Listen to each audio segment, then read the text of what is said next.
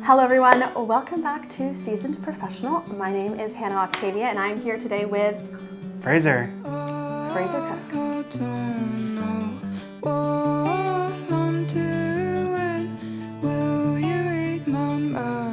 So Fraser, tell me, what are we going to be doing today? So today I'm going to walk you through my wife's pregnancy obsession. Okay. She's not currently pregnant, but when she was, her obsession was Caesar salad, specifically with like buffalo tofu. That gets like nice and crispy, and then the Caesar dressing is just pretty classic. And yeah, she was obsessed. So I've made it a lot in the last year. So this is a tried and true recipe. It is. And you're going to teach me how to do it. Exactly. Fabulous. For our listeners, we're just going to kind of cook together, chat. This is the first time that I have done an interview while cooking. So that's two different things. I'm going to have to be chopping. I'm going to have to be making sure that you're chopping. I'm going to make sure that I'm saying the right thing. So I'm feeling a little bit stressed. Are you? Are you okay? I am not feeling stressed at all. Well, at least one of us is feeling fine. But this is my first time also cooking and having an interview. Okay, well, you just seem like a chill, just easygoing guy. On the outside, for sure. My energy is like up here. Have you not sensed that? Have you sensed that? Yeah. I think you sensed that. Yeah. Okay, let's get started. So we're going to start by cutting up the tofu. This is extra firm tofu, and we're going to want to start with this because it's got to go in the oven, and as it roasts, we can do everything else. So then when it's done, everything's ready and we can eat. Perfect. So Awesome. I'm going to get you to cut that up. Is there a certain way you want this cut up? There is, yeah. So we're Okay. going to cut these into small little cubes. Okay. So I don't know if you know this in my research, but one of my first jobs was at like a vegan restaurant Cutting where fruit. we cut. That was my really first job. But the second job, I guess, was at a place where we cut a lot of tofu. Okay. So yeah, you're gonna want to cut this into like 3 slabs. Okay. Just use your best. Judgment Yeah. here? Alrighties. I might have given you too small of a knife, but No, I think you're good. And are we just letting this fall? exactly. Alrighty. And then you're gonna stack the 3 slabs on top of each other. Lovely. I personally love tofu. I know some people don't, but back in the day, my mom would always, like, from childhood, I would Oh, eat wow. tofu. Yeah. That's crazy. Did you eat tofu from childhood? No, my childhood was very plain. In what way? And then this way? No, you're gonna cut. You could do that, but Yeah. I find it easier to visualize Yeah. if you cut it right in half first, Right in half. Alrighties. and then you cut that half into thirds. Thirds. Alrighties. Oh no, just like this. Sorry. Oh, just like again, that. long ways. Yeah, we're still going long ways. We're still going lengthwise. That was supposed to be in thirds, wasn't it? It's all good. That was supposed to be in thirds. You see, I do listen, but sometimes not well enough. Perfect. And then you're gonna rotate it like this, Lovely. and then you're just gonna cut that into 4 slices. 4 slices. You know, that's much more efficient because now it's all cubed. Exactly. That's really smart. I find that I take a long time to do anything. Don't we Kitchen. all? I'm just gonna grab a bowl that I forgot about. Sure.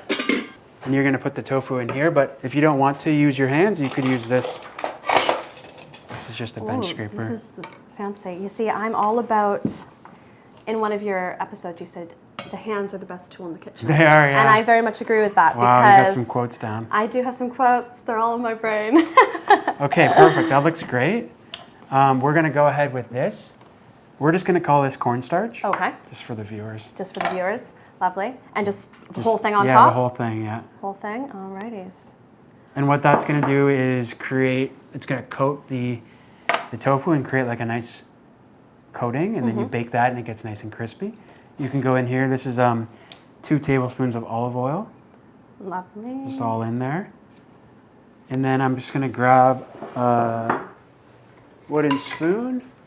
And before we use the wooden spoon, we're gonna go in with a big pinch of salt. Maybe a little bit more than that, 2 pinches. 2 pinches. You know, I always have to go like this. Do you know that? Is that for good luck? It is for good luck. Yeah, Perfect. I know. Now we've got And then good you luck. can mix it with a spoon. Okay. And I'm just gonna move these off to the side here as we go. You know, that's one of my issues. I suppose because for the listeners, Fraser is a professionally trained chef.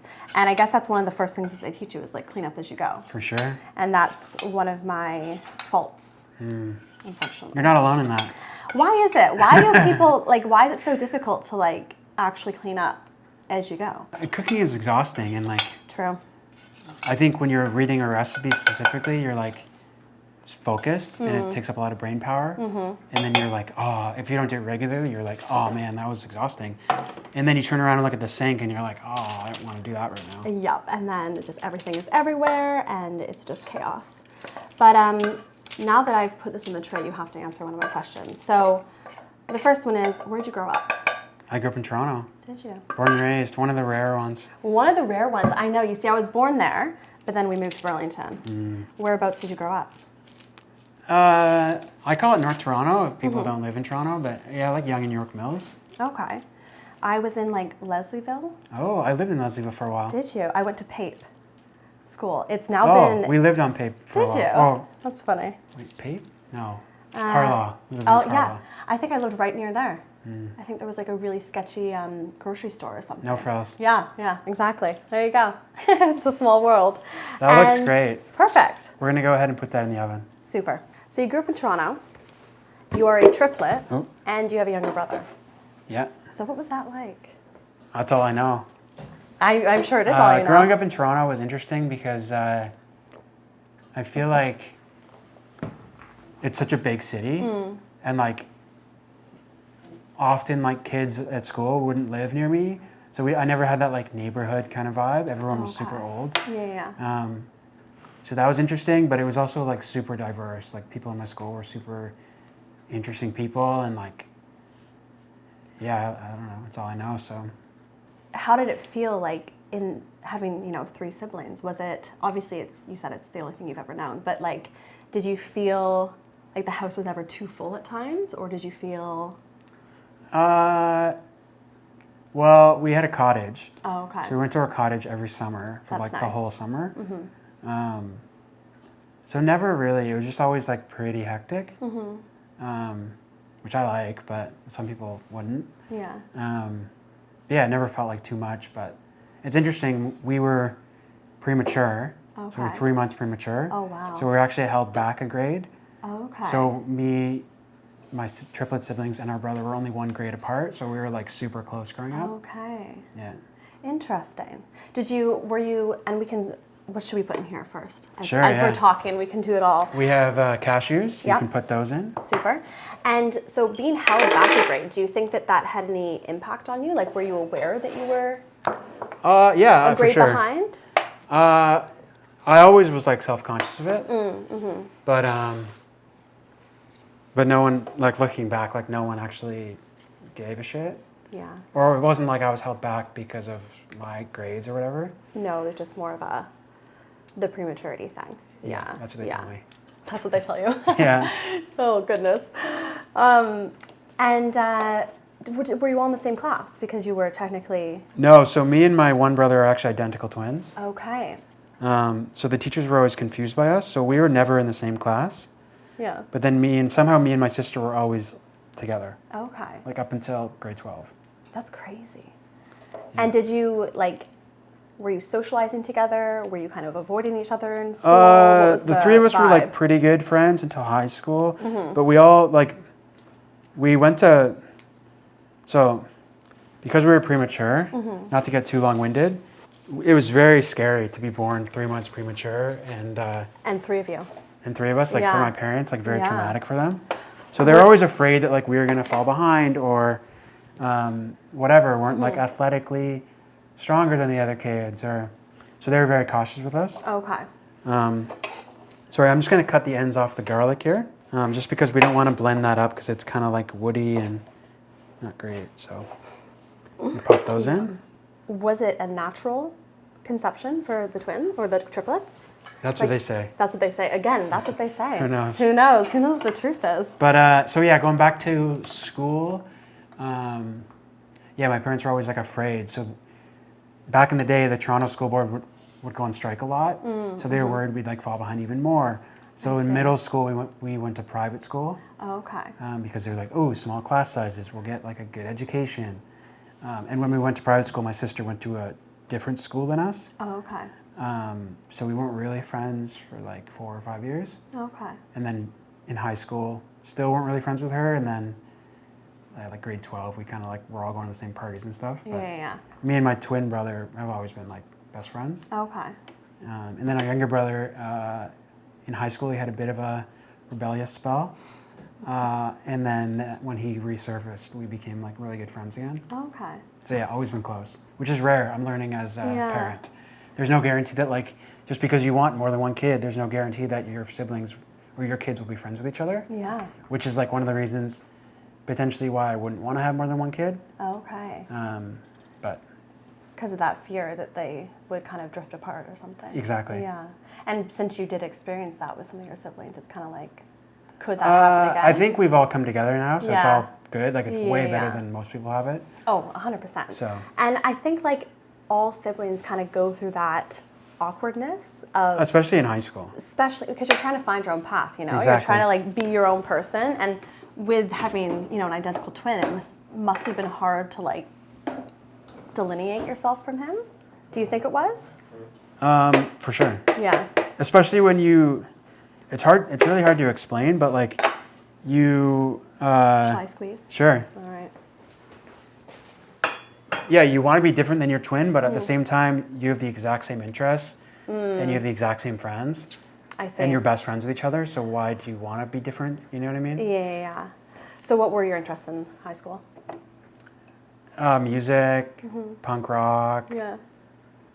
That was it. I wanted to be in a rock band for like ever. And have you ever been in a rock band? I've been in two. In two? What were they called? Pre-social media. What were they called? Our first band was called Exit 13. That was with my two brothers and our neighborhood friend. Okay. My parents were big into like themed Christmases. How do you mean themed Christmases? Like one year we all got like bikes. The next year we all got snowboards. I see. Next year we all got music stuff. Well, to be fair, with There's a towel right here. Oh, is there a towel? Lovely. My hands are burning though because Oh, I have a okay. cut. So 1 second. Well, I guess that makes sense. With 4 children, you want to kind of be fair in that sense. Yeah, for sure. So rock band. Did Yeah. you ever try to pursue that dream? Up until end of grade high school. Okay. For sure. Like we were playing shows in my like more I call it serious, but like the other guys probably wouldn't. Yeah. But yeah, like we were playing shows in Toronto and That's pretty. I think that's serious. yeah, recording songs. Very cool. Are they still out anywhere, these songs? Uh, These recorded. No. We deleted our MySpace pages. If you know what that is. I then do know what MySpace is. Yeah, back in the day. I don't think Andrew does. And so you kind of stopped doing the rock star thing. Well, because I learned to play music with my two brothers, Yeah. we always had a built-in band, so I just found playing by myself wasn't exciting. So I just kind of stopped after high school. Okay, so it was more that like community thing that you really liked. Yeah, about like it. literally every Friday, my band would come over to our house. We'd Yeah. have band practice, and then all our other friends would be like on the couch playing video games, and we'd just hang out. That's really nice. Leaving. Before you go on, sorry, this Yeah, is yeah. silken tofu. That is silken tofu. So it's just a soft tofu, and it's just to get the dressing nice and creamy, Okay. and to bump up that protein Beautiful. just a little bit. We're gonna go with 3/4 of this container. Okay, super.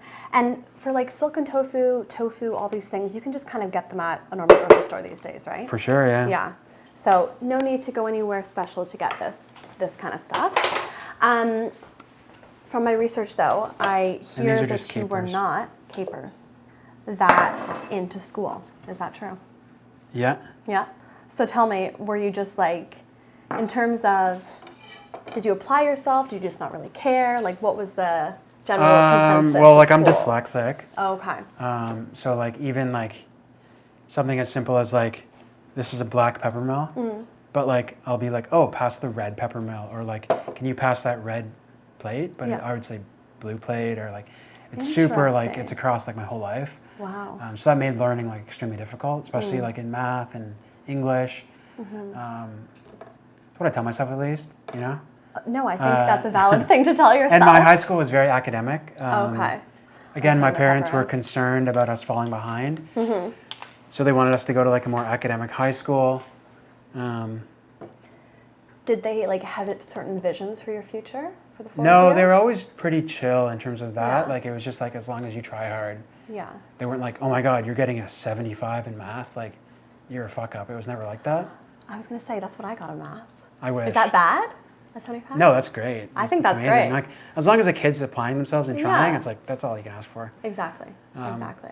So yeah, I just like tried as hard as I could, and my parents were like pretty chill, so I just had no desire to study, really. I was like, why would I do this when I could just play guitar all day?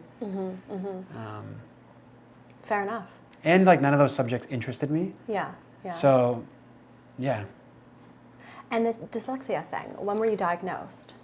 How old were you? I don't even remember really being diagnosed. Okay, so it was I just was like just an like, assumption? oh, this says 10 on the page, but I'm saying 11. I see. I see. I know what dyslexia is, so. Yeah. But like pretty young, I found out that I had like a learning disability, whatever that means. Okay. Were you told what that means? Or was it just you have a learning disability? Pretty much, yeah. They're just like, this is what it is. You can take more time in school and like tests if you want. Yeah. But I never wanted to like, it was weird. Being a twin, you know, you don't want to like, I just wanted to like fit in, you know? So I don't want to be that weird kid like taking 2 hours to write the test. I see. I see.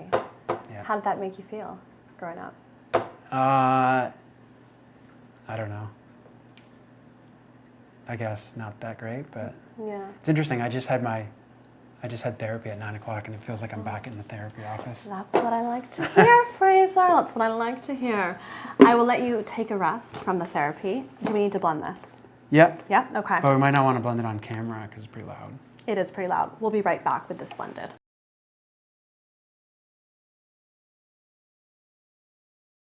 So yeah, I'll do like half of it, and then I'll show you. So we want to, I don't like a big bite of lettuce. No, you want a small bit of So I like to cut down the middle there, but keeping the core intact, and then you rotate it and do Okay. that again.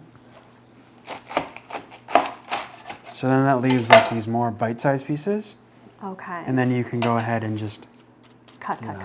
That's cheap. You know what? I'm actually learning things today. it's great. This is wonderful. Alrighties. And is that That's good? perfect, yeah. And we're gonna go ahead and put this in our In our little... salad spinner here, which I actually recently bought maybe a year ago. Do you think it's worthwhile, the salad spinner? Oh, for sure. You see, I was always like, it's so bullshit. Why does anyone use a salad spinner? But it's actually really worthwhile. Yeah. Because then the salad dressing doesn't like slip off the salad Exactly. when it's wet. You know, slip off the salad when it's wet would not be ideal. Now back to your life. So you have graduated high school. You know, you're not super into the whole academic lifestyle. And it almost feels like with, you know, the fact that you had dyslexia, the fact that you had this learning disability, like, it doesn't feel like you were given the best shot. You know, I don't want to blame the school system back then, but like part of me is going to blame it because nowadays, I think you would have had a different experience. I think so. And it's kind of, has it been something that you've had to deal with like later in life to kind of resolve those feelings about what happened? Not really. I look at it as like I'm in this place right now because of the choices that I made versus like, it'd be really easy to be like, oh man, my life's so tough. Yeah. Nothing's happening for me because of my upbringing. But I'd rather look at it as like, oh no, like everything happens for a reason, you know? So, Yeah. Even like after high school, I went to university and struggled there for 2 years and then dropped out. Okay. And really only went to university because our high school was so academic. I see. And it was like, this is what you do kind of thing. Yeah.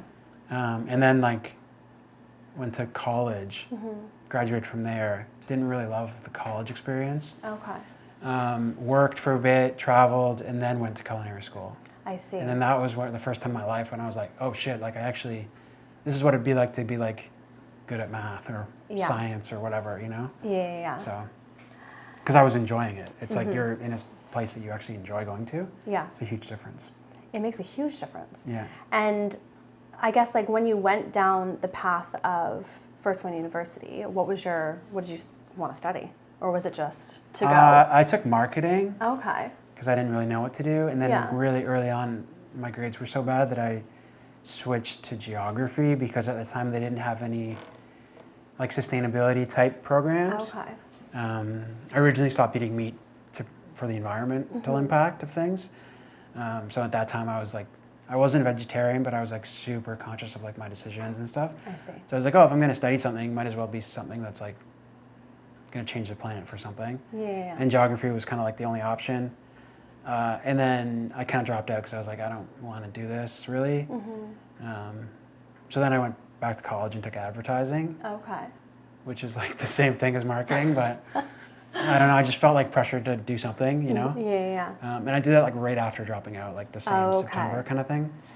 So like kind of back to back these decisions. Yeah, like I didn't take any time to be like, oh, what should I be doing? Yeah. But So did you feel a lot of like social pressure to kind of choose the right thing? Like was your family for pressuring sure, you? not or was really. It was more just like society and like Yeah. just like, oh, I just felt like, oh, this is what I'm supposed to do. And I feel like for my generation, that was kind of no one really had I guess the confidence to be like, oh no, I don't want to do this. I want to do this. 100%. Until you get some perspective and realize like, oh, maybe I want to do something I enjoy. Yeah, and like people from that generation are now realizing once they've had like a 15-year career, it's like, oh, Exactly. maybe I don't actually like this. Exactly. And you know, at that point, it's never impossible to switch careers, but once you've done something for a certain amount of time, it can be hard to step away from it. It's almost like I feel like when you're starting something, specifically as an entrepreneur, it's almost like if you have nothing to lose, then it's like, well, might as well give it a go. Like if there's literally nothing that would be a fault here, then like what's the worst that could happen? Yeah, for sure. You watch this, I'll check that, and then we'll get back to our conversation. Do you have a pot mitt or do you just use this? Yeah, I have an oven mitt. An oven mitt, that's the word. That's the word. I actually do cook, despite my vocabulary here. No Thank worries. you. Ooh, this looks nice. Oh yeah, it looks great. That looks awesome. So should I just like do one of these? That's exactly it, yeah. All right. It's gonna fly off the board here. That's probably good. You That's can put it good? back in, yeah. Lovely. Oh man, the fact that clock is 1 hour behind, I'm like, oh my God, it's almost 2. Yeah, my dad put that there because he has like bad vision, so he can't see like this clock. Okay. And I was like, we don't use this clock ever, but it kind of looks nice there. I like it. Yeah. Yeah, it's kind of like schoolhouse vibes. Yeah. Which Sure. is nice. Yeah. All right. What would be the next step that we need to do? We're gonna grab that white bowl, Okay. and this lettuce has been washed. We're gonna pop that in. Perfect. Look at that. It's like dry. Gosh. Crazy. The salad spinner. It's a crazy invention.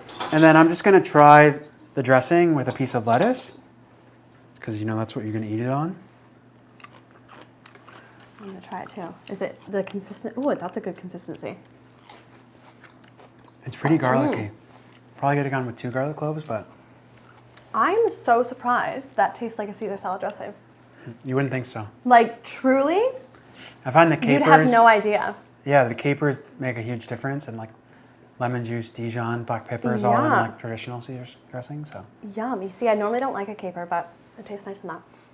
Now, the vegan thing, because your story is quite interesting because you became a vegan, but now your entire family is also a vegan.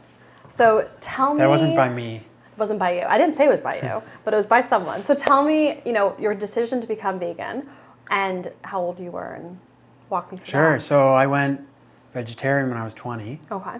After watching this movie called Food Inc., which is basically about factory farming.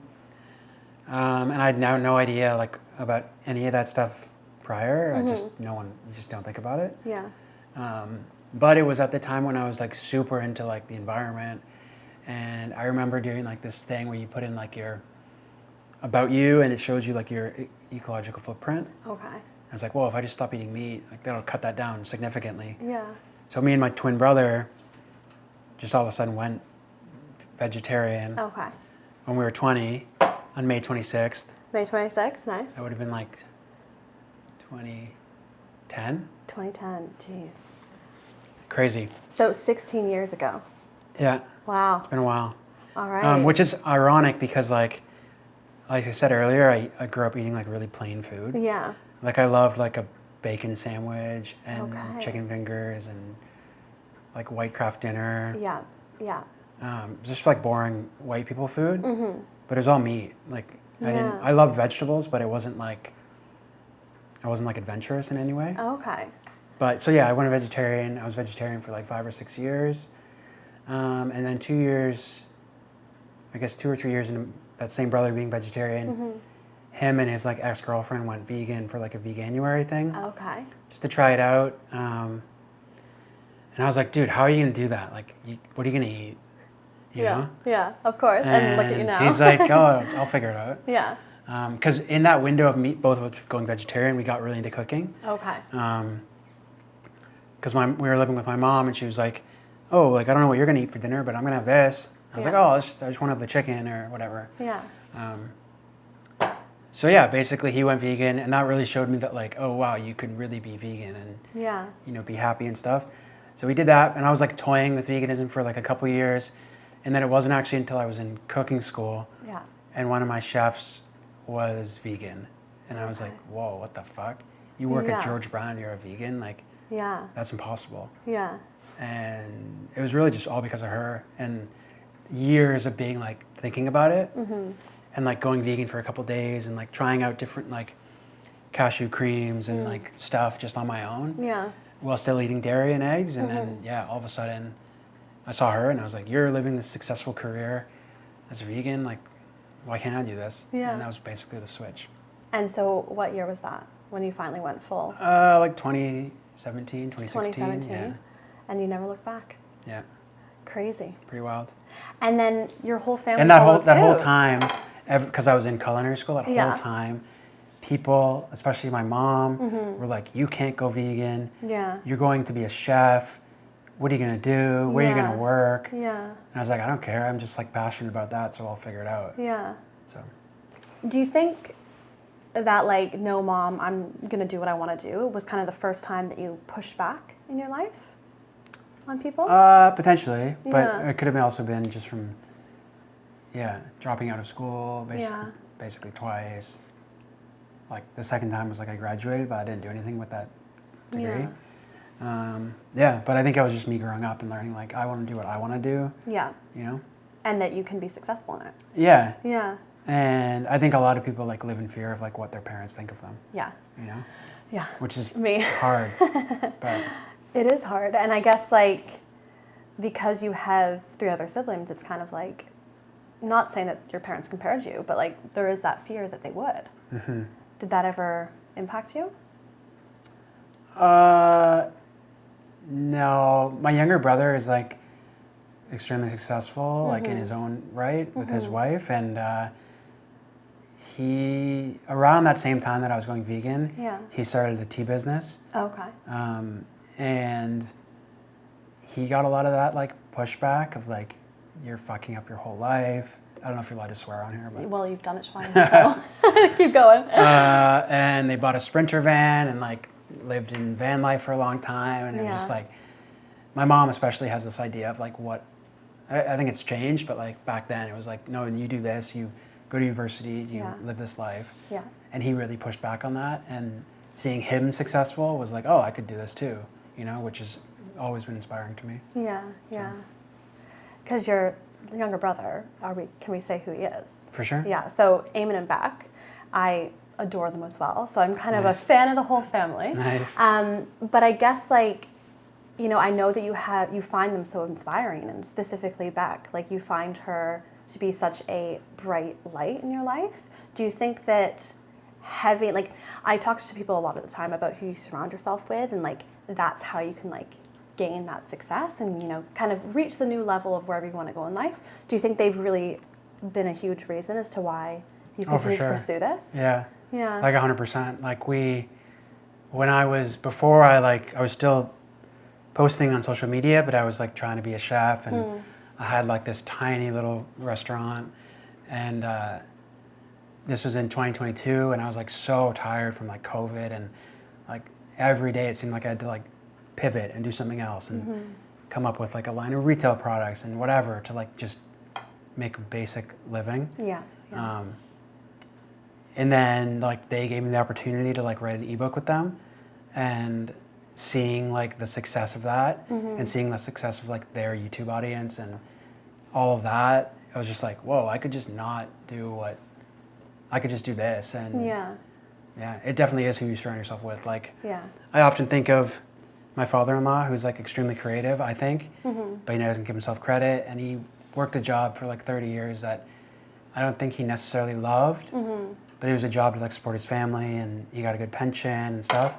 But I often think about, if he had someone like Amen or Becca that was like, oh no, you're actually really good at this. You should just keep going, and like someone to like push them. Yeah. Who knows what he could have done? Yeah. So yeah, I think certain people definitely are self-motivating, but I think I'm pretty self-motivating, but I also think like a push definitely, or seeing that direct inspiration in your life Yeah. is definitely extremely inspiring. And, you know, him being your younger brother, was there ever like a hint of jealousy that he had this thing that you were still pursuing at? Or has it always been this like positive thing? I think, jealousy is natural to come, but I think it's always been like, oh, wow, this is amazing. Yeah. Like, this is crazy. Like, you're going to travel the world because of your YouTube channel. And like, I feel like even my generation, I'm 36, they still don't understand like what you can like work full time online and like as a content creator. Yeah. And I often feel like my generation is just a young boomer generation, like in the way that they think. And I think eventually every generation becomes that. You get stubborn in your like old ways, like, but what's that? With the internet, it's allowed people to really like see more potential out of life. But I don't think I would have gotten there without them. And also like create things out of nothing. Like you said, it's like some people still have that pressure that they have to go down a path because, you know, it's going to be the right choice for their family or their financial situation. And that's still a valid choice. But now it's like this would not have been possible, for sure, you know, 25 years ago. Exactly. And the fact that you are financially supporting yourself and giving back to the community and doing something that you genuinely love is something that like I'm so excited to surround myself with people like this. You know, for the listeners, I just moved back to Canada. I'm like trying to pick apart and find my people, and like this is the energy that's so positive that I think people need when they're trying to like level up, as I said. For sure. Yeah. Oh, I'm excited about this conversation. Anyway, should we check this before it burns? Ooh, that looks good. When is this done? How do we know that these things are done?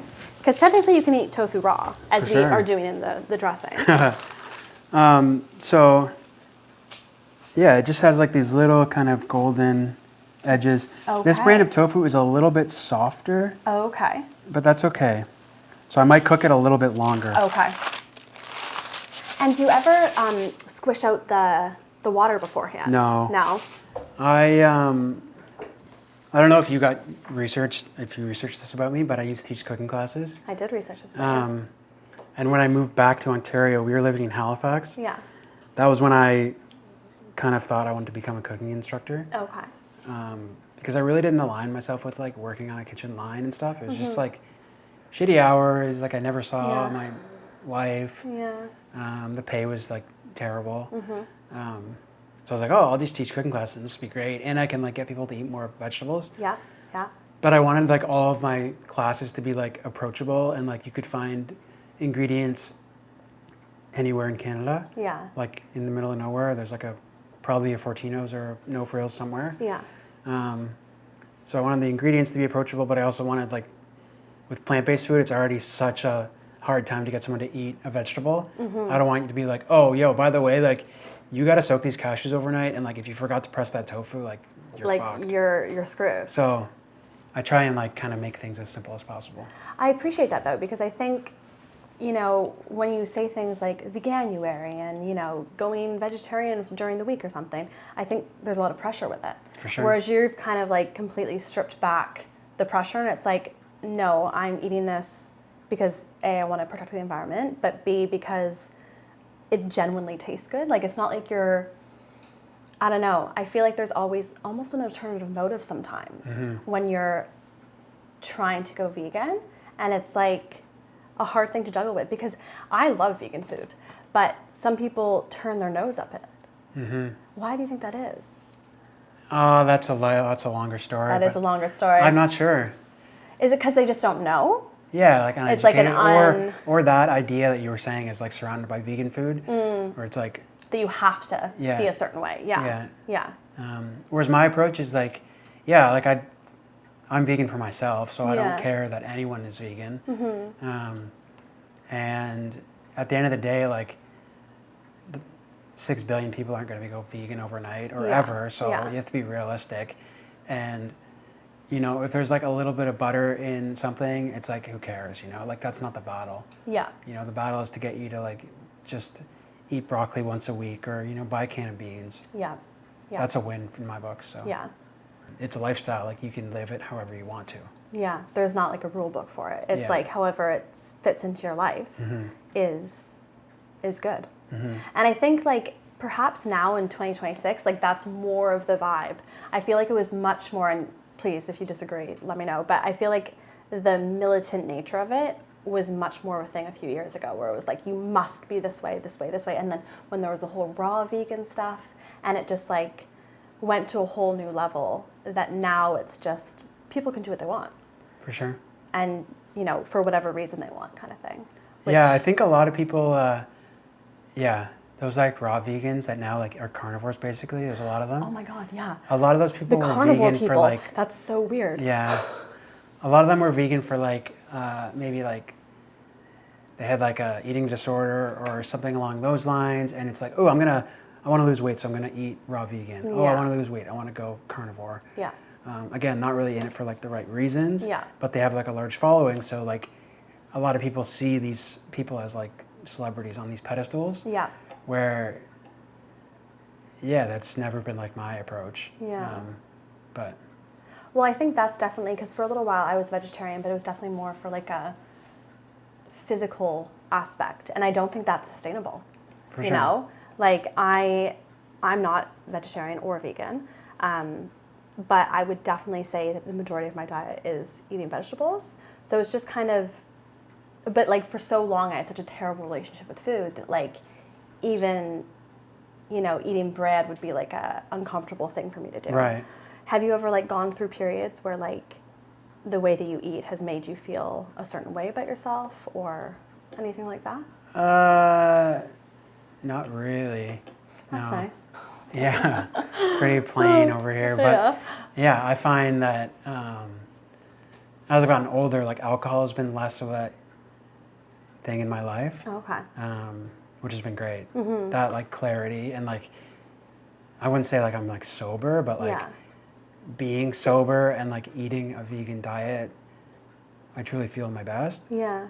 And then now I have a kid. It's like I can't drink. Like that's not happening. I'm not gonna be hungover tomorrow. No. I'm always like tell people like I became a dad and now I'm like living for tomorrow. Yeah. You know? Yeah. Which, do you think that's refreshing? Do you think you were ready for that period of your life? Well, I've been like ready to be a dad for like a long time. Yeah. That's like the only thing I've ever wanted to be is a dad. Oh. But yeah, I think it like slows you down for sure. Like you can't go out on a Saturday night and stay out till 1 a.m. and like, No. that's just not gonna happen. Because baby will be up at 1:30. Hopefully not. Hopefully not, but that's what happens. Yeah. That is what happens. Okay. Do we need to check that again? Yeah. I'm just gonna get a spatula and move these around a little bit. Okay, super. Because you see they've all kind of clumped together like that. But they're browning nicely. Yum. I'm hungry. Now, tell me, because you've had a few businesses, you've done a lot of pivots in your career. The first one was the first one was, I'm going to remember what it was. You're close. No, don't tell me. It's that plated fork. Close. No, yes it is. No. That, what is it? Planted fork. Planted fork, damn it. Well, I was close. That was a journey. Was it a journey? Tell me about it. So you graduated from your culinary school where you were succeeding, you know, top of the class, getting there early, doing all the things. You got inspired, you became a vegan. And then you graduated. Did you have a period where you worked in kitchens before you started your own business? Yeah, for a long time, like 5 or 6 years. 5 or 6 years. In Toronto, and then my wife was doing her master's at Dalhousie in Halifax. Okay. So after I graduated, I was like, oh, I don't really want to stick in Toronto, like if she's not here. Yeah. Because we had done long distance for a year. It sucks, doesn't it? Yeah. Yeah. It's not ideal. Yeah. So yeah, basically I moved out there to be with her, and then she finished up there, and I was working in kitchens, and I got my first job to like manage a kitchen there. Okay. That was pretty fun. But then she graduated, and I was like, she didn't get a job in Halifax. We didn't want to stay there forever. So I moved back to Hamilton. That was when we moved to Hamilton. Okay. In like 2018 or 19 or something. No, 2018. And then that's kind of when I started that Planet Fork, was when I was doing cooking classes. Okay. And I needed like an avenue to promote them on Instagram. Yeah. And that was when I came up with the idea to like pair them with a brewery. Okay. Because I was struggling. I was doing them at grocery stores for a long time. Yeah. And it's just like no one was showing up. Like it was just terrible, and you were Yeah. making no money. So then I thought of the idea to like make it more of an event. You know, Yeah. people love beer and drinking and stuff. So, and focus more on like skill versus like a bunch of recipes. Okay. So like I did like a vegan cheese class or like a kombucha workshop or Ooh, that would've sauerkraut or hot sauce. Okay. Stuff like that, like to like spark someone's interest, but also like not super overwhelming for me. Yeah. And something that you can do kind of multiple times. Yeah. People can still like gain something from it. Exactly. Yeah. So I was doing that, and that was going really well.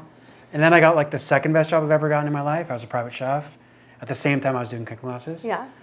And then when COVID happened, like it was like, yeah, everything fell apart all at once. Like literally, like the one Sunday, I think it was the NBA was like we're spending the season. Yeah. I had a class that Sunday, and like it was sold out at Grain and Grit, which is a brewery in Hamilton, like 30 people, and like that morning, like 20 people canceled, Jeez. and I was like, oh shit, this is intense. Yeah. And then like all of my private chef clients were like, we're gonna take a couple weeks off and see what happens. And then I was like, oh fuck, what do I do? So you have this like high, and then immediately the world Yeah, it was like shuts down. extremely short-lived. Like Yeah. the private chef and cooking class thing was like only 3 months. And you felt this like momentum of Extreme like momentum. Yeah, I was like, if I just everything's have the going one in on. Burlington, I could survive off of just her. wow. So yeah. and So then the world shut how completely devastating was that? down. That was like in my era where I was like, fuck it. Dawn is like working from home now. This Yeah. is sick. Yeah. Um, I'll be a house husband. yeah, pretty much. Like Yeah. CERB was a thing. What was the thing? CERB, it was like the government CERB. would give you Oh my God! Yeah, I did $800 not. a month or something. I did not. I was not smart with that. I was not smart Well, with that. me neither. But one of my goals after a year on that was like, okay, I want to get off CERB. Okay. But I was still doing so basically COVID started and I was like, okay, I'm gonna do like meal kits. Yeah. I had a friend who had a restaurant around the corner from me. I was like, oh, I'll just make everything in his kitchen, sell it all, drive around, do everything. And that was like insane. Like that was like no money, but like so much work. And it was all a pizza meal kit. So I was like making the dough. We were changing the pizza every week. Yeah. So that was really when like that Planet Fork started. I Okay. would say like we rebranded Yeah. and hired this marketing company that was a waste of money, but like a big learning experience. Yeah. That's what I say by like all of these experiences has like shaped who I am, you know? Because without failure, I find like you don't really grow, you know? You gotta fail a couple times. You do, and then you kind of have to get back up again Yeah. and keep going, Yeah. because Because I often Yeah. think back of like the days making the pizza dough in Buddy's restaurant and just like so like naive. yeah. I was like making like $300 a week like in sales, and it was like Oh my God. it was brutal. And then I was driving like all the way to like Milton and Guelph to make $30, and then drive home. It was crazy. I think you really undershot quite your the era. meal kits. Yeah, You could have definitely charged more for that. Oh my word. yeah, but I yeah. guess So then it's that I learning rented curve. a stall in the farmers market, Yeah. and then I was like, oh, sick! I'll use this as a commercial kitchen space and Yeah. really get these meal kits like pumping. Yeah.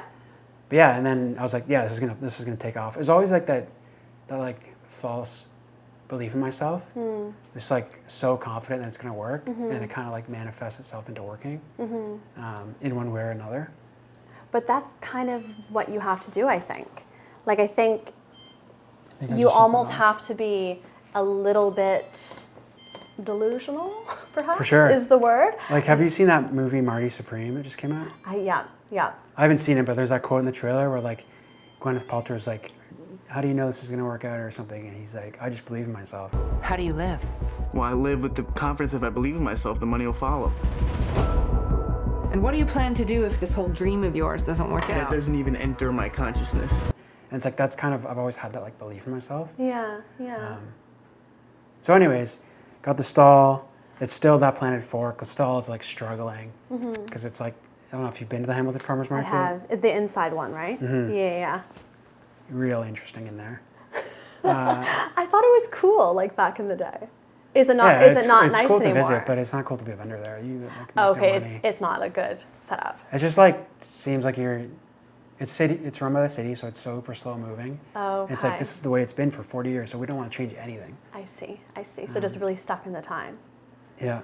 And that was when I rebranded to No Bones Kitchen. Okay. And was more of like a quick service, breakfast and lunch spot. Okay. And then I also had those relationships with the brewery cooking classes. Yeah. So I did pop-ups at a lot of breweries, anything to kind of get me out of the market. I did that for 2 years, and I had a staff. We did retail products. Wow. And then in 2022, I got my first like brand opportunity Yeah. with Beyond Meat. Yeah. And they were like, oh, we'll pay you $800 to go try the new A&W burger. Gorgeous. And I was like, whoa, you'll pay me $800? Fuck yeah. Yeah, absolutely. And then I was like, oh, if I just shut everything down, I'm not spending any money on any of this stuff. Yeah. And I can just go full in on like the content, and there's no reason that won't work. Yeah. You know, like if you're doing 7 days a week of making content, like something's got to hit eventually. You'd think. So that was when I shut that all down. And like Yeah. a big stress of that was like having the staff and like being responsible for their incomes. Yeah. So it's like if I'm just responsible for me, who cares? Who cares? Well, I hope you care. I think your wife Well, would I'm care the only too. one that cares. Yeah, 100. Your wife would care too. Yeah. So that's quite the whirlwind. Do you think, like, looking back at all that stuff that you did, obviously you're glad that you did it because, as you said, it kind of brought you to where you are today. But, like, if you could describe those years in a few words, was it overwhelming? Was it chaotic? Was it exciting? Like, how did you feel? Definitely like exciting. Like Yeah.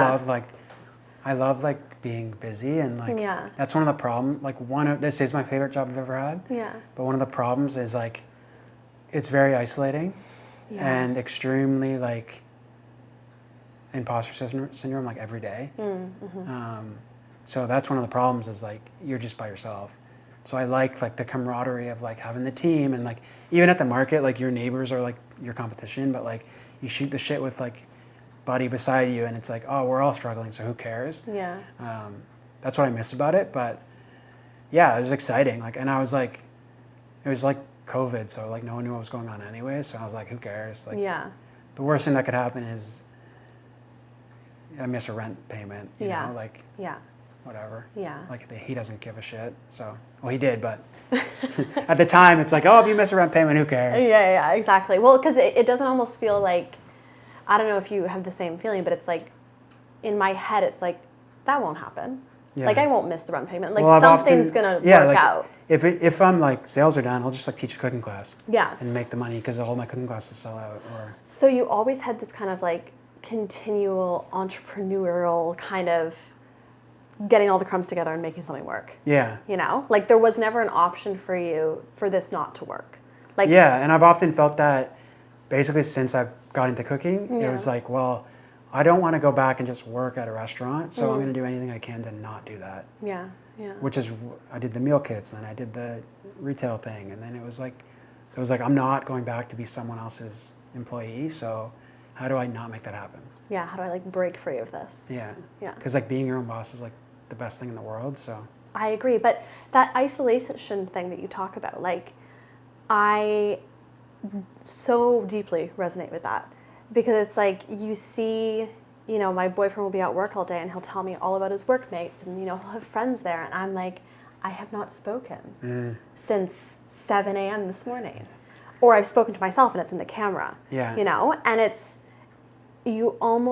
like this weird thing of like, I so desperately want this to be my life, but also on the flip side, it's like editing, you know, 8 hours a day and doing this is very isolating, and it's not all this glamorous thing For sure. that people, you know, Yeah. paint it out to be. That's honestly why I like 2 years ago, I reached out to Andrea, and I reached out Yeah. to a couple other creators in Hamilton, and Andrea was like is the one filming this. The one filming, yeah.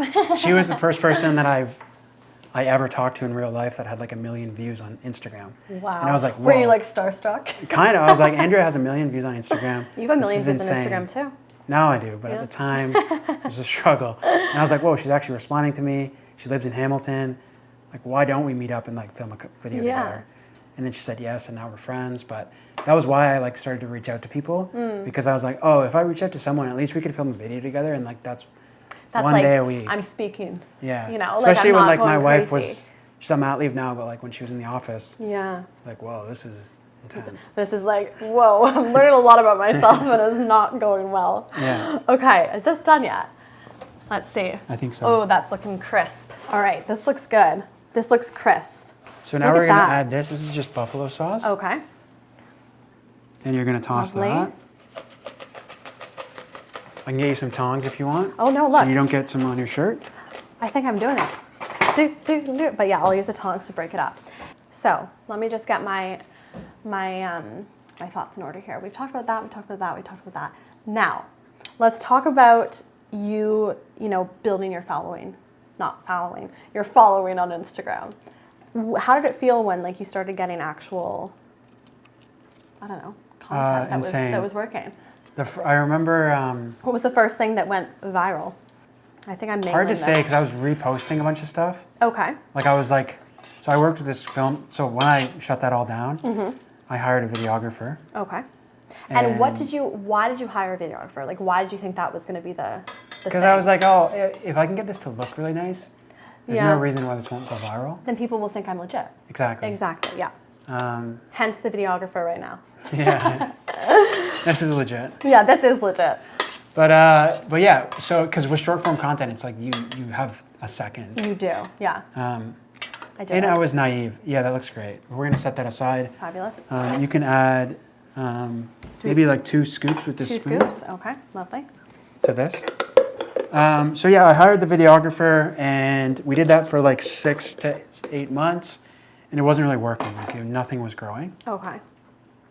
So I was basically like spending money for nothing, and I was like, well, if we move on from him, at least I'll get the exact same results, and not be spending money. Yeah, positive. And I don't know what it was. Like that happened in the summer. In the fall, I opened Instagram and I had 30 new followers. Oh, I was that's like, nice. Like it said 30 followers on the notification. Yeah. I was like, whoa, what the fuck is happening? This is crazy. And then there was a couple more incidences like that in the fall, and then basically that December, it was like 100 new followers a day. 100 followers a Maybe day. a little bit more. Maybe a little more. And then in January, it was like insanity. It was like 4,000 followers a day. That's actually insane. Yeah, it was crazy. Holy shit. I only hope. That's crazy. Yeah, it was very overwhelming.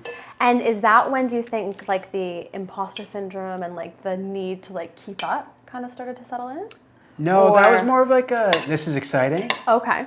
How do I keep this going? Yeah. And that honestly kept going for like 6 months. Amazing. And yeah, like a couple months of like literally insanity. And then that was when managers started reaching out to me and were like, oh my God, I got to represent you. Yeah. I represent all these other people. We make all this money for you. But I was like just doing it myself. Yeah. I was getting brand deals because it was the only way I was making money. Yeah. So I was getting really good at like reaching out to brands, cold calling, Yeah. doing it all myself. Yeah. And looking back, I feel like I really like robbed some companies of money because In I what only had way? I had like 10,000 followers, Yeah. and I was being like, oh, actually, like, you know what? I only charge this for a video, so is that going to be in budget? And they'd be like, okay, sure. No, that's what you have to do. Yeah. Good for you. You did not rob anyone. So you have to, from what I've heard from my research, I've actually never had a brand deal, but one day, I think people like don't give themselves enough worth. definitely, You know? yeah. So no, good And for there is you. a real problem of people like underselling, being like, oh, this is all you can do. Okay, well, I'll do this just because. Yeah, yeah, And yeah. that's a problem that I know lots of people struggle with. Yeah. So yeah, I was self-managing myself for like that first year. Sorry, that was even before I had blown up. So I was still at like 13,000 followers for like a year and struggling, but learned so much from like reaching out by myself. Yeah. And then when I started blowing up, the managers started coming, and they were like, these stories they were telling me were like insanity. I was like, dude, there's no way this is gonna happen. And like, what kind of figures were they giving you? Are they like, you're gonna make $2 million kind of thing? Like what this were they one saying? company- Like, what were they selling you? This one company that represents this guy that I really like, Yeah. the reason I wanted to work with them was because he was working with really cool brands. Yeah. He's like, they're like, oh yeah, once we get you like 100K a month in brand deals, like then we can. $100,000 a month. Yeah, they're like, then we can get you someone to like work that can do your website for you, and then once that's bringing in like another 100K, we'll talk to like TV shows and book deals, and I was like, what the What? fuck is happening? That's like crazy. It's wild. So yeah, past 2 or 3 years was has been a whirlwind, and there's been some other like surges of following. Yeah. Like just this past November, I think, gained another like 100+ K. Wow. Yeah. And can you like pinpoint why these like spikes happened? The first one I like- think was like, for the longest time, like I wanted the videos to look a certain way, but the videographer wasn't doing that because they were editing the way they Interesting. wanted it to edit, Okay. which looks really nice. But it didn't match what you wanted. Yeah, or like that's what I tell myself at least. It's like, oh, maybe now it's working because I'm showing myself and I'm doing it all myself. I think that could be why. Yeah. I think so much of like, you know, entrepreneurship is like having to show yourself a little bit, you know, because you are the brand. You Yeah. are FraserCooks. Yeah, which I think is, now that I think about it, we've been thinking about this a lot in the last day with like managers. It's like, oh, should I be in those meetings? Because I'm the one that's making the content. I think know? you should. Yeah. And it is almost weird that you're not, because at the end of the day, like, you're the creative aspect of it. And then another thing at the start was like I was like, oh, I gotta post. Like I've always been like I gotta work harder than everyone else. So I gotta post like 5 days a week. Yeah. And that was like kind of working, but then you get so tired. Especially with the kid, it's like I can't do that now. So now I Yeah. try and post like 2 to 3 times a week. Yeah. And yeah, find like what works for me. Yeah. And it's like, because I've noticed one video can really change your life and like truly get you like all the followers you'd ever need. Yeah. I don't need to try and like get 10 videos done a week, you know? Like I'll film a video when I have the time and Yeah. that's it. And like keeping that consistency rather than like Yeah, exactly. Trying to driving stay yourself consistent. into the ground kind of Yeah, thing. that's huge. Like I'm trying to do one YouTube video a week for the next year, Wow. which Have I you kind of took a posted- 2-week break. I was gonna say, have you posted one yet? I posted one on Saturday. Okay. Okay. With, Fabulous. I think it has 90 views. It'll have 91 and hopefully more by the end of the day. Shall we plate? Sure. And take a seat? Sure. So how has it been like actually working with brands and stuff? Like, does it feel Definitely brand dependent. exciting, Definitely depends on the brand. surreal? Shall I plate? Sure. Yeah. Some brands are really fun, but I find it's mostly the marketing company who's like the middle person is the one that ruins your Experience? yeah. Yeah. But generally very fun and like generally 90% of the time, 99% of the time, it's always positive. And in terms of like the finances, I'm not sure if you want to get into it, but like, is it like, how do you know how much to ask for? How do you know what you're worth? How do Basically, you- what I asked for in the last brand deal is what I ask for on the next one. Yeah. Until my following gets like an extreme spike. Okay. But I give people discounts if it's like a friend's company or something. Yeah. Yeah. Or if it's a little lean, you know, like last year has been really tough with like the crazy shit going on in the States. Yeah. Yeah. So like so many companies have been like, oh, we'd love to work with you. And then a week later, oh, actually, due to the economic uncertainties, we're going to have to stop this for now. Oh, really? Which has been That's hard. scary. Yeah. So it's leading me to do a lot of like low ball offers and stuff. Okay. And does that make you scared for the future? Does it, like, how No. No?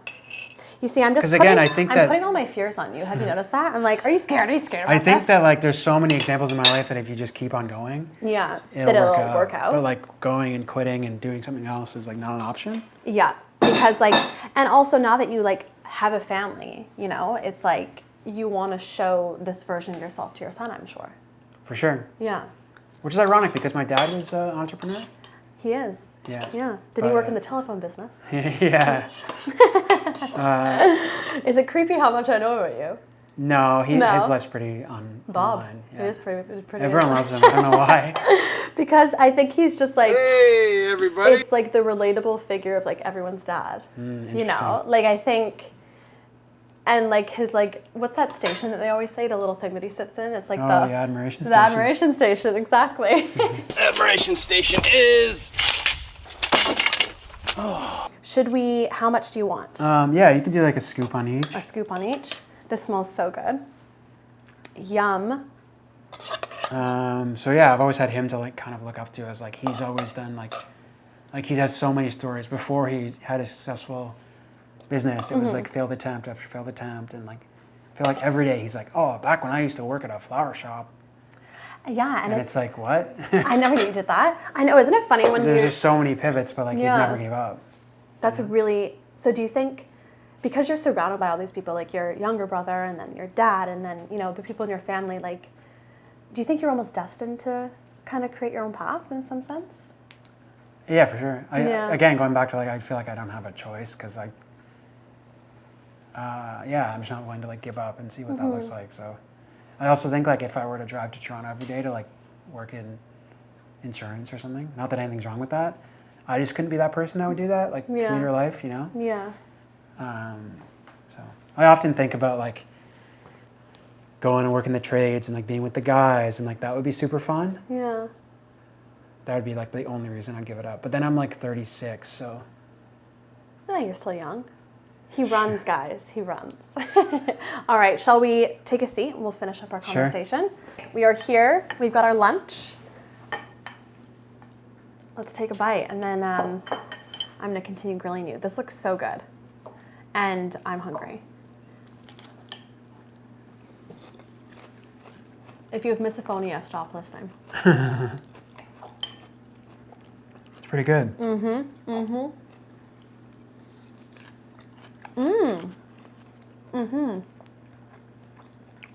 It's great. And the tofu is so good. It's kind of like, got like a crispy bite to it, but it's like almost still soft in the middle. A bit of heat. Woo! Yeah, it's spicy. Oh no, it's hot ones. Now tell me, let's see. My last line of questioning. I've just completely gone blank, Fraser. You were talking about my dad, how he's an entrepreneur. I don't know. I don't know either. I don't know either. Now I'm just staring at you to make you uncomfortable. Every year we make a calendar. My mom makes a calendar, which is right there. Oh, very cute. From the year. The whole family. So would you say like family is kind of like the most important thing to you? For sure. It was my first tattoo. It's your first tattoo? Yeah. And what, was it like a family tattoo that everyone got kind of thing? No, we do or? I have like 3 family tattoos. Wow. Yeah, pretty intense, right? That is pretty intense. No, it was just like, I think it was like the first time I broke away from like my parents' judgment was like, my mom's like was super against tattoos.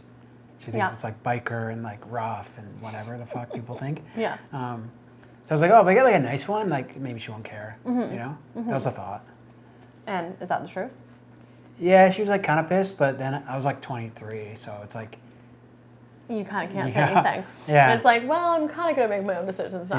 Yeah. Yeah. So yeah, I would say it's pretty important though, but it comes and goes. Like with my aim in traveling so much, I used to travel quite a lot, and then my twin brother lived in Vancouver for a long time. Oh, okay. My sister lives in New Zealand. Oh, wow. So something that I've struggled with is like you grow up with this idea that you're best friends with your siblings, and then they all want like different lives. So it's like, oh, maybe was that all like a lie kind of thing? That is so relatable. Yeah. Like, I had this vision in my head that like, oh, you know, in the summers we'll go to a cottage. We don't have a cottage, but somehow we're going to acquire a cottage and everyone's going to be happy and lovely. But like, everyone has their own life. It's hard to make time. It's kind of sad when like you expect things to be a certain way. And now, you know, you're creating your own family and doing your own thing. Yeah. But it's like weird trying to have that image in your head and then like the reality of things. For sure. And it's interesting. It's all come like full circle. Like brothers moved back to Toronto. Eamon doesn't travel as much. Sister still lives in New Zealand. But yeah, it's been like special to have like this time, you know? So it is. We do have those cottage weekends though, which is nice. That is nice. That is very nice. Yeah. And your parents are divorced. They are. So when did that happen? Had that had a big impact on you, or the whole idea of like what family is? I don't think so. I mean, it had a big impact on me in terms of like my. Damn it, Kai! I'm sorry. I already stained some of your pants before. They got divorced when I was 20. Okay. It's a pretty big year for me. Parents get divorced, go vegetarian, Yeah. get into cooking. Was it a shock? Not at all. No. Literally every night my parents fought. Oh, okay. So was it kind of like a thank It's God? pretty intense childhood. Yeah, pretty much like, oh, finally kind of thing. Why do you think they stayed together so long? Oh, that classic story. Oh, just until they're done high school. Yeah. which is terrible. Like I hope that I never get divorced, but Yeah. I hope that it's like, okay, you get divorced when you are ready. It's not like, oh, let's wait around for this perfect time, because it's never going to be perfect. So yeah, it wasn't like a terrible experience in terms of like spending a weekend at my dad's and then spending the next week at my mom's. It was just like we all just moved into my mom's house. Okay. So. And was there like now, it's been 16 years since that happened. Is their relationship better? Is it Yeah, like it's the family interesting. unit is all together again, or? Yeah, they definitely have a better relationship more as like friends. And I also feel like my dad had a lot of pressure on him to be, the breadwinner, 4 young kids, a lot of stress. Yeah. So that's why he says he's not like angry anymore, because he Yeah. like doesn't have that same stress from his wife. Yeah. Because it's crazy. He's changed a lot, like for the Yeah. better since then. Like, Yeah. I feel like if he was on YouTube back then, people would hate him. Well, it's fun. I think the reason, now that I'm like thinking about it, why I related so much to your dad, seeing him on YouTube, is because he reminds me so much of my dad. Like that kind of,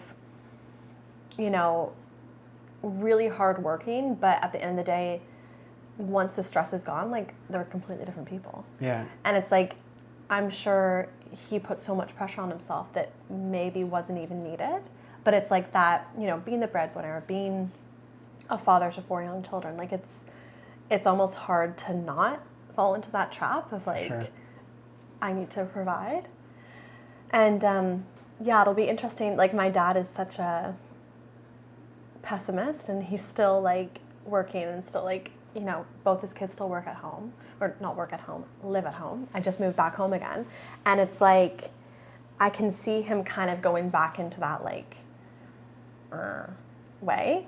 And I'm just hopeful that once we're out on our own and, he feels less pressure, that he like gets back to that like happier self. For sure. But it's kind of sad, being alive, you have to just like deal with so many people's emotions, and it's like, I can barely manage my own. Exactly. I can barely manage my own.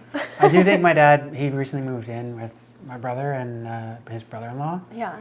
And I think that sense of community has helped him a lot, versus like, I think old people get so isolated, especially as like a divorced dad. Yeah. Kids move out, you don't have anyone. He grew up like, or I guess our life, he never had any friends because he was working so much. So now he has like a little bit of community, which has definitely improved his quality of life. I know. I think there's something about living in a duplex that would be amazing. Yeah. Like but it depends who your neighbors are. If they're not good, then like I don't want it. Yeah. But like, Kaya, you want to move in with me? So she dates my brother.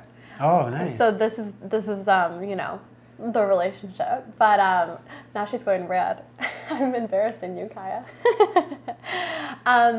But yeah, we have about 2 minutes before we have to wrap up, and then we're gonna go finish this delicious meal off camera because, the chewing, all I hear when I'm at home is stop chewing, because my brother and my dad are like obsessed with that. Anyways, I digress. But I suppose my last question for you is like, obviously you're at this growth I had this problem with the word the other day, trajectory. The momentum is happening. What are you most looking forward to in 2026? And what are some things you hope to happen? I'll say like one work-related and then one non-work related. Perfect. Non-work related is obviously watching our son grow up. Yeah. He'll be 1 next month, which is insane. Like, honestly, like boomers say like it goes by so quick, but it really goes by so quick. Yeah. And so I'm looking forward to like seeing him walking and talking, and he's so fun right now. But so yeah, just seeing that.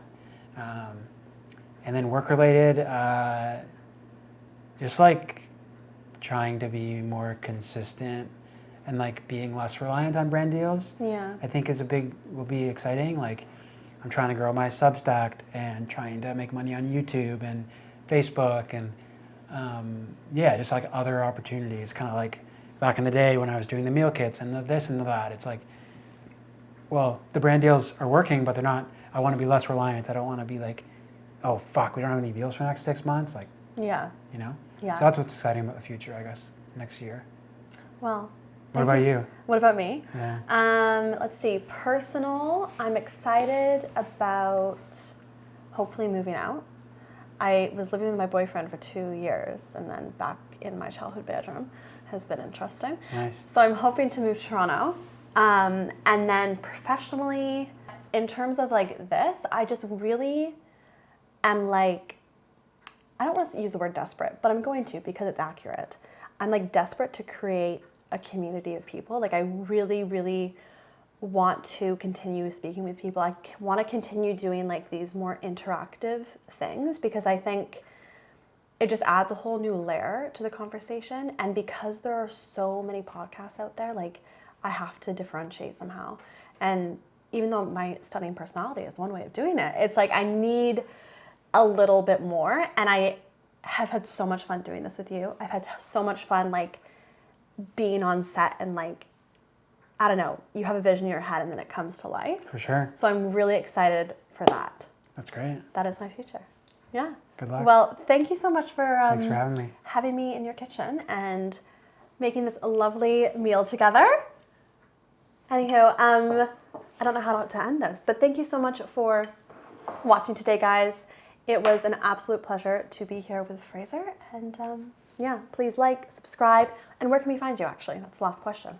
Fraser Cooks on everything. Fraser Cooks on everything. Bye. All right, that's a wrap. I feel like I need to crack my back. I feel like I'm literally like standing like this. Go for it. Well, The Pilates class I went to. and my nipple pads are coming off. Anyways, yes, Pilates. Tell me. Be a functioning adult. I keep turning back to a child.